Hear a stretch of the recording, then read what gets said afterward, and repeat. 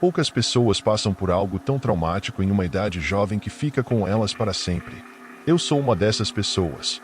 Eu devia ter uns 7 ou 8 anos. Meu irmão mais velho e eu crescemos em um lar desfeito.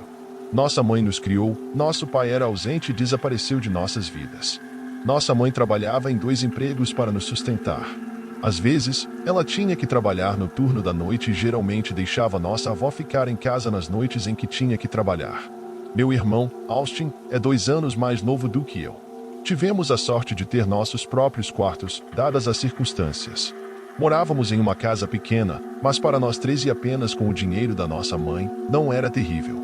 A área em que vivíamos não era incrível, porém, era uma noite como qualquer outra.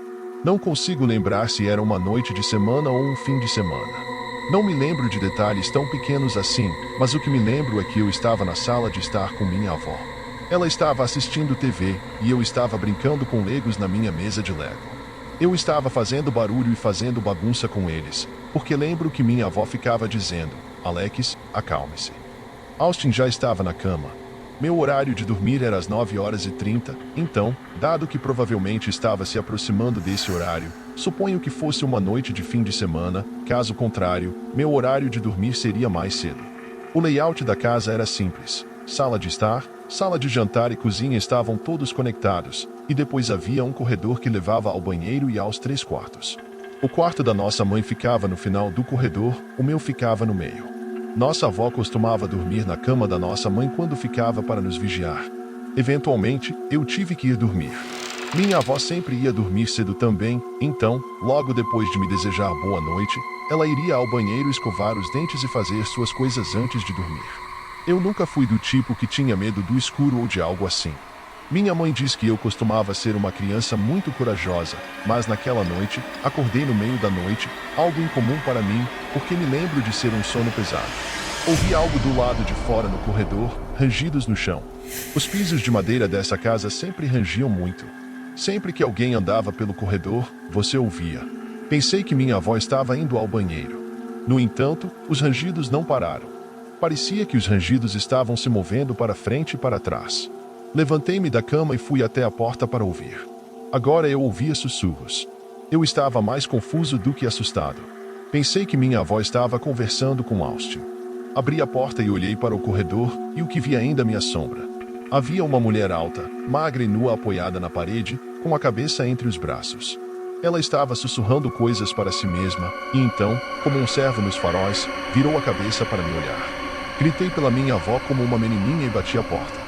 Houve batidas na minha porta, e a mulher do outro lado estava gritando um nome: Jeremy. Jeremy, abra a porta. Continuei gritando o mais alto que pude pela minha avó, e ouvi ela gritar no corredor. Lembro-me distintamente dela gritando: saia daqui, sua louca. Minha avó tinha cerca de 60 e poucos anos na época, e ela ainda era bastante rápida. Ela gritou para eu manter minha porta trancada e conseguiu afastar essa mulher louca enquanto também ligava para a polícia ao mesmo tempo. Não sei como ela conseguiu, mas minha avó era uma mulher forte. A mulher saiu de casa gritando por Jeremy, e depois de trancar a porta, minha avó veio nos abraçar, eu e Austin, que também estava acordado e chorando por causa da confusão.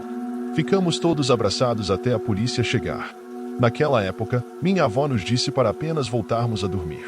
Isso simplesmente foi uma questão de minha avó não ter trancado uma das portas, misturada com o fato de vivermos em uma área já suspeita. Aquela mulher devia estar drogada ou algo assim. Ver o que vi em uma idade tão jovem me afetou muito. Não consegui dormir sozinho por um longo tempo. Foi esse incidente que realmente resultou em nós nos mudarmos daquela casa não muito depois. Deixe-me te dar um pouco de contexto antes de a história começar. Quando eu tinha 19 anos, levava uma vida bastante normal. Tinha acabado de terminar o ensino médio no ano anterior ao que a história se passa. Sempre fui fascinado por tudo relacionado ao horror, fossem filmes, jogos, sustos, você nomeia, eu adorava. Parecia que eu não tinha medo de nada, e adorava que isso me permitia fazer coisas que me faziam parecer mais durão para as garotas por quem eu tinha interesse na época, ou que estavam interessadas em mim. Eu meio que pensava nisso como um superpoder. Minha amiga sempre falava sobre esse pesadelo da vida real induzido pelo REM chamado paralisia do sono. No entanto, eu nunca tinha experimentado algo assim. Minha amiga Mega sofria de sonhos lúcidos extremos. Ela me explicou várias vezes como certos estímulos ou fatores externos poderiam influenciar seus sonhos e transformá-los em uma experiência celestial, cheia de diversão e maravilha, ou poderia facilmente se transformar em um pesadelo arrepiante direto do inferno. Sendo o sono leve que sou, eu não via chance de isso acontecer, então meio que deixei para lá. Uma noite, Megan me mandou uma mensagem pedindo para eu ir até a casa dela, pois acabará de ter outra suposta experiência maligna devido à sua condição de sono. Quando cheguei, a encontrei dormindo novamente, aparentemente em paz. Sentei-me em seu banco, que ela usava para se maquiar, perto da janela, e comecei a jogar no meu celular.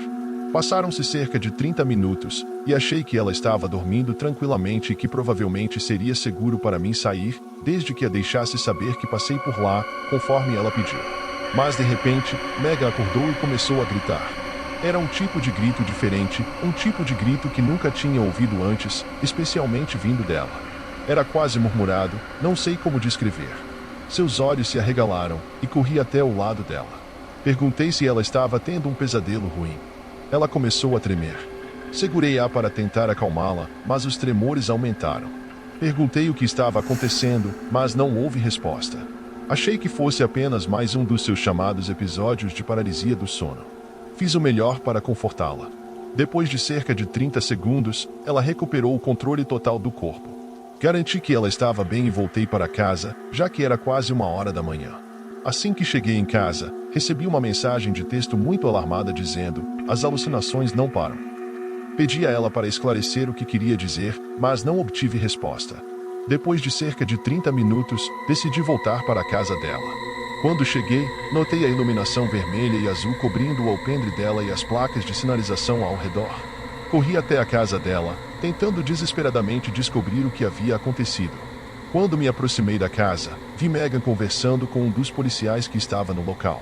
Quando fui falar com ela, Megan e o policial me levaram para uma área mais isolada. O que descobri ainda me arrepia até hoje. Aparentemente, quando fui até a casa de Megan naquela noite, ela não estava dormindo de jeito nenhum. Ela estava fingindo. Evidentemente, bem atrás de mim estava um homem alto e magro, morador de rua, se escondendo em seu armário. A polícia também encontrou uma faca de cozinha muito grande com ele. A teoria até hoje é que Megan achou que estava tendo um episódio, quando na realidade esse homem muito real estava se aproximando silenciosamente dela em seu quarto. Supostamente, quando entrei na casa dela, isso foi o suficiente para assustar o homem e fazê-lo se esconder, e minha presença foi suficiente para mantê-lo escondido. Isso deu a Megan tempo para ligar para o 911 e relatar a situação, o que, por sua vez, resultou na chegada imediata da polícia depois que saí. Felizmente, o homem foi detido rapidamente. Até hoje, não sei o que pensar sobre aquela noite, exceto que eu poderia muito facilmente ter salvo a vida dela, apenas mantendo a companhia durante o que eu achava ser uma situação muito estressante, o que por sua vez poderia ter resultado em atos muito assustadores e hediondos se eu tivesse chegado lá mais tarde. Espero nunca experimentar algo assim, isso seria o que finalmente ativaria meu fator de medo, sem dúvida. Há cerca de 10 anos, me mudei da casa da minha mãe para o meu primeiro apartamento na cidade de Chicago. O lugar era um bom apartamento de 3 quartos no lado sul da cidade, em um bairro amigável perto da Universidade de Illinois. Morava com 2 colegas de quarto, Tom e Mike. Mike era um bom amigo meu, enquanto Tom era um amigo de Mike que eu não tinha conhecido antes, mas acabamos nos dando bem. Uma noite, cerca de um mês depois de me mudar, encontrei alguns amigos meus para tomar drinks em um bar mais no centro da cidade, a cerca de 10 minutos do meu lugar. Foi divertido e acabei ficando um pouco bêbado antes de pegar um táxi a 1h da manhã e ir para casa. Ao entrar no meu apartamento, notei que a porta de Tom estava aberta, mostrando que ele estava na casa da namorada, enquanto a porta de Mike estava fechada, com a luz da TV brilhando por baixo da fresta. Segui para o meu quarto e liguei minha própria TV antes de deitar para dormir. Depois de cerca de 10 minutos, ouvi o interfone tocar. Meio sonolento, acordei confuso, já que era 1h30 da manhã, então ignorei. Alguns segundos depois, o interfone tocou novamente, e depois mais algumas vezes em seguida. É importante mencionar que meu colega de quarto Mike tinha uma boa quantidade de maconha, pois vendia para algumas pessoas. Ele também era um grande usuário. Então, a ideia de que ele adormeceu enquanto esperava um cliente chegar tarde da noite não estava fora de cogitação. Com isso em mente, fui até o interfone e perguntei quem estava lá. Uma voz de garota respondeu: "Sou eu, Emma. Estou aqui para ver o Mike." Pensando que minhas suspeitas tinham sido confirmadas, saí pela porta da frente e desci as escadas. A porta para fora do nosso prédio de apartamentos era de vidro alto, então você poderia identificar facilmente qualquer visitante em potencial. Lá fora, vi uma garota loira atraente, com idade universitária e óculos, esperando pacientemente do lado de fora. Nunca tinha visto essa pessoa antes, mas ela parecia inofensiva e, além de ter clientes aleatórios para comprar maconha, Mike também tinha algumas garotas aleatórias para encontros casuais de vez em quando. Por isso, baixei um pouco minha guarda e abri a porta. A garota repetiu o que havia dito momentos antes no interfone: "Oi, estou aqui para ver o Mike." Eu respondi: "Ok, ele está aqui. Me siga." Segurei a porta aberta para ela e ela pegou a maçaneta. Então, virei as costas para subir as escadas. Mas percebi rapidamente que essa garota Emma não estava me seguindo. Olhei por cima do ombro e vi que ela ainda estava do lado de fora, segurando a porta aberta, mas agora estava olhando para a direita, como se estivesse esperando por alguém. Nesse momento, uma onda de medo me invadiu ao perceber que algo horrível provavelmente estava prestes a acontecer. Continuei subindo para o meu apartamento mais rápido agora. Ao virar a esquina das escadas, ouvi a porta se abrir e passos pesados correndo atrás de mim. Olhei por cima do ombro novamente e o que vi me abalou até o âmago. Um homem alto e magro, com olhos afundados e cabelos compridos e oleosos até os ombros, estava correndo escada acima em minha direção. Ele vestia uma camiseta preta sem mangas e, além das tatuagens tribais baratas que vi subindo por seus braços, notei que ele também segurava o que parecia ser um cano de chumbo em sua mão direita. Neste momento, meu corpo foi inundado de adrenalina quando me virei e corri de volta para cima das escadas e para dentro do meu apartamento. Virei para fechar a porta e vi o homem, que agora estava a poucos metros de entrar no meu apartamento, com o cano sobre sua cabeça, com menos de um segundo de sobra. Bati a porta e a tranquei rapidamente.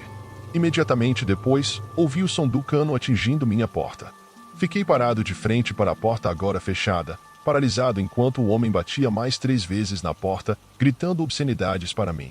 Eventualmente, desistiu e correu escada abaixo e saiu pela porta da frente. Corri para o quarto de Mike para acordá-lo. Depois de contar exatamente o que acabará de acontecer, ele respondeu dizendo que sim, conhecia uma garota loira chamada Emma. Acontece que ele a tinha conhecido mais cedo no mesmo dia, enquanto eu estava fora com meus amigos. O interfone tocou enquanto Mike estava sozinho em casa. Em vez de descer para deixá-la entrar, Mike a liberou depois de apenas ouvir o nome dela, pensando que ela era uma amiga minha. Quando ela chegou à porta do nosso apartamento, ele a abriu e a deixou entrar. Ele disse que parecia que ela estava confusa, mencionando que estava procurando por alguém chamado Tim. Mike respondeu dizendo seu próprio nome, que ninguém chamado Tim morava ali. Ele mencionou que ela ficou perto da entrada do apartamento e continuou alcançando atrás dela para manter a porta aberta antes de sair apenas alguns momentos depois. Depois de ouvir isso, minha teoria é que essas mesmas pessoas vieram mais cedo no dia e, sem esperar que alguém as deixasse entrar pelo interfone, a garota cometeu o erro de esquecer de manter a porta do prédio aberta, impossibilitando o atacante de entrar durante essa primeira tentativa. De qualquer forma, ambos tivemos muita sorte naquela noite. Ligamos para a polícia, que chegou e pediu mais informações sobre o que aconteceu. Eles perguntaram se conhecíamos alguém que poderia querer nos fazer mal, e respondemos que não, o que era verdade, já que isso parecia ser um ataque completamente aleatório. Os policiais logo saíram, dizendo que não havia muito o que fazer. Nunca vimos aquela garota Emma ou seu parceiro escroto novamente. Esta história aconteceu comigo há 4 anos, quando eu estava na metade dos meus 20 anos. Toda essa experiência provavelmente vai me marcar para o resto da vida e ainda está vividamente impressa na minha mente. O dia era 15 de junho e eu estava sozinho em casa porque meus pais estavam de férias de 2 semanas na França. Era um pouco depois do anoitecer, provavelmente por volta das 20 horas, e o clima estava escaldante. Acredite em mim quando digo que eu estava suando muito, usando apenas uma regata e shorts. O calor era tão insuportável que eu abri todas as janelas da sala de estar e do quarto, planejando fechá-las antes de ir dormir. Antes de avançar rapidamente, devo mencionar que eu estava me sentindo extremamente exausto naquele mesmo dia. De manhã, tinha feito 3 provas e jogado uma partida de vôlei à tarde. Então, depois de jantar enquanto navegava nas redes sociais no meu quarto, desabei na cama sem nem perceber. Acordei por volta das 3 horas da manhã com os sons abafados dos trovões e uma rajada de ar frio e fresco batendo no meu rosto. Um vento forte soprava e todas as persianas abertas estavam batendo barulhosamente. Ainda sonolento, liguei o abajur, mas a luz não acendeu. Verifiquei a tomada usando a lanterna do meu telefone, mas estava tudo bem. Subi da cama de má vontade e olhei pela janela do meu quarto. Havia nuvens negras ameaçadoras no horizonte, uma típica tempestade de verão tardia se aproximava. Dado que todos os postes de luz da rua estavam apagados, eu instantaneamente soube que havia ocorrido um apagão. Com a lanterna do telefone na mão, tontamente segui pelo corredor para fechar as janelas antes que a chuva começasse a cair. Mas, quando cheguei à última janela, percebi que a tela contra mosquitos estava levantada. Isso me pareceu estranho, já que eu estava bastante certo de que não a tinha deixado assim.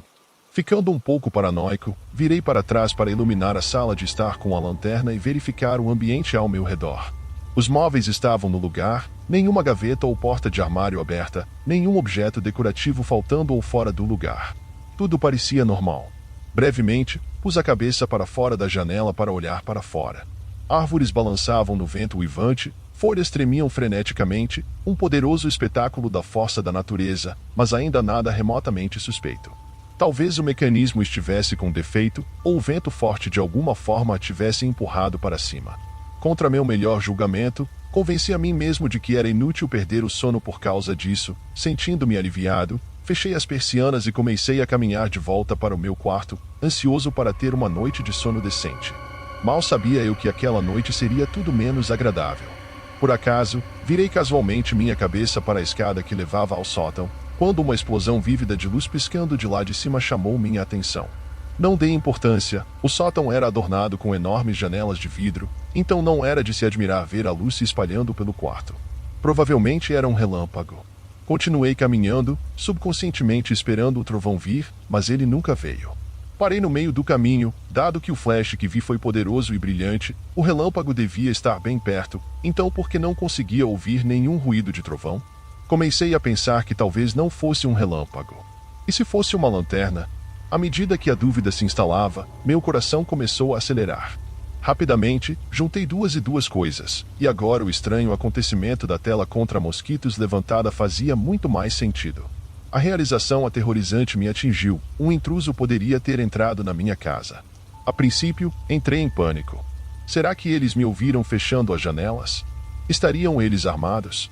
Planejavam apenas roubar minha casa ou tinham intenções piores? Normalmente, eu ligaria para meus pais para lidar com isso, mas como eles estavam ausentes, agora era tudo comigo.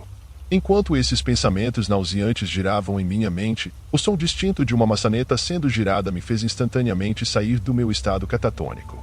Virei a cabeça para a entrada da sala de estar e, através do vidro, avistei uma figura sombria a poucos centímetros da porta da frente. Havia uma pessoa parada lá, provavelmente um cúmplice do cara lá em cima. Palavras não são suficientes para descrever como me senti impotente e indefeso. Apesar do medo avassalador, fiz o melhor para manter a calma, tentando fazer o mínimo de barulho possível. Andei de leve na direção das escadas que desciam para o porão, que estava diretamente ligado à garagem. Imaginei que poderia escapar em segurança por lá. Enquanto descia, ainda usando meu telefone como fonte de luz, liguei para o 911 e, falando o mais baixo possível, informei o operador sobre o que acabará de acontecer. Ele tentou me acalmar e me assegurou de que a polícia estaria lá em menos de 10 minutos. Ele também acrescentou que eu deveria trancar-me em um cômodo seguro e esperar os policiais chegarem.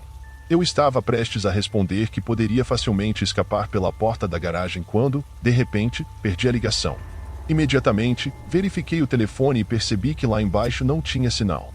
Como se não bastasse, também notei que a bateria estava quase acabando. Assim que cheguei ao porão, avaliei nervosamente o que fazer. Eu poderia tentar encontrar uma lanterna de emergência, mas agora eu estava tão perto de escapar da casa que não queria perder tempo revirando as gavetas. Além disso, eu estava ciente de que os invasores lá em cima poderiam ter me ouvido. No calor do momento, saí do porão o mais rápido que pude. No entanto, enquanto me dirigia para a porta da garagem, tive a sensação no estômago de que estava sendo observado.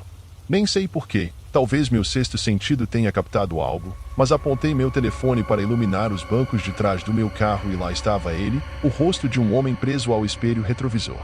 Um rosto nojento e repugnante, com olhos mortos saltados e um sorriso amarelo e malicioso se espalhando pelas bochechas.